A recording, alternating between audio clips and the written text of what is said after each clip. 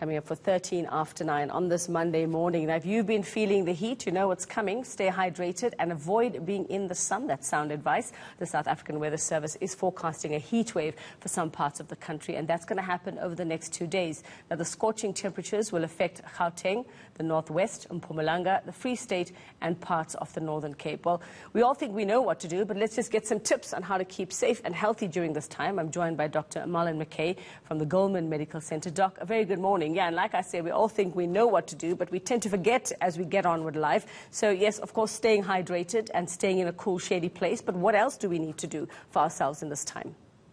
Yeah, I think it's very important that we don't forget the basics. Some of the basics, as you've mentioned. Another one is to dress appropriately. Now, this may seem obvious, but we shouldn't be wearing dark clothing. We should be wearing white clothing, light, loose-fitting clothing, so that you don't over perspire, especially. Because the main thing with excessive exposure to heat is the loss of fluids.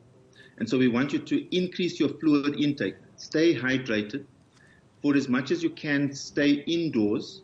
If it's hotter outside than inside, rather close the windows.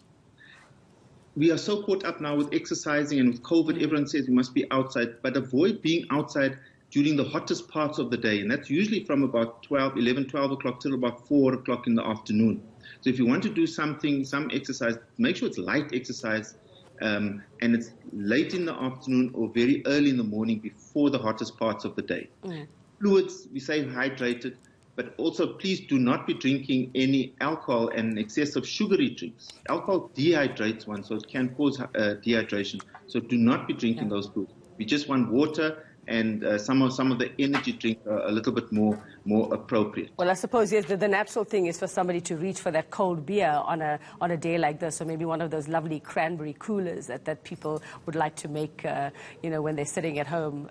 But yes, I suppose it is just kind of stick to those the normal water. And you say energy drinks, though, Doc, but aren't those also filled with a lot of sugar? Yes, so I'm saying under very, very strict conditions. Generally, you don't want anything, especially if one is on medication, high blood pressure medication, kidney issues where the fluid balance is very, very important. So just be careful of that. Be careful of the caffeine content.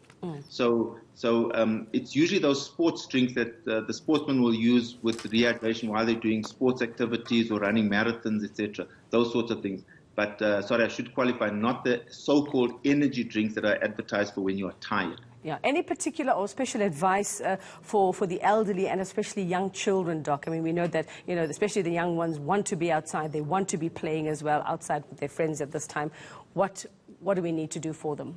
Yes, very, very important. So they're very young and the very old are extremely at risk of illnesses, heat-related illnesses. And we're talking about heat cramps, heat exhaustion, and even heat stroke, which is a medical emergency and one can land up in hospital. Because their body changes with the surface area, they can undergo rapid changes. So with kids, please make sure, number one, don't leave them in the car. Don't leave them unattended. Making sure that don't wait until they're thirsty.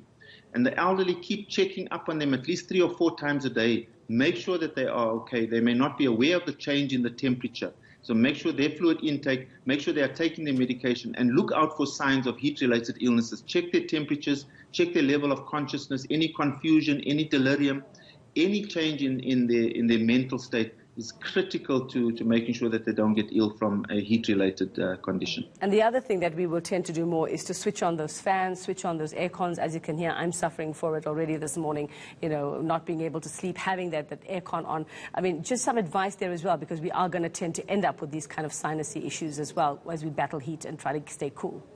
Yeah, so that's also critical. So usually we say, some of the better air cons are usually in the mall, or go to a library where there's a powerful air con and where it has the right filters, especially with regard to potential exposure to COVID-19. So if you walk around in a big mall, obviously within the social distancing environment, where you can have better access to air-conditioned air, and it's cooler and healthier, that's probably a bit of a better option than just willy-nilly sitting in front of a fan. Because that can, of course, close up your nose for sinus issues. All right, thanks very much there, Dr. Marlin McKay. Just some sound advice, some things you know, some things you didn't know that you should or shouldn't do, especially over the next 2 days. That heat wave is here already.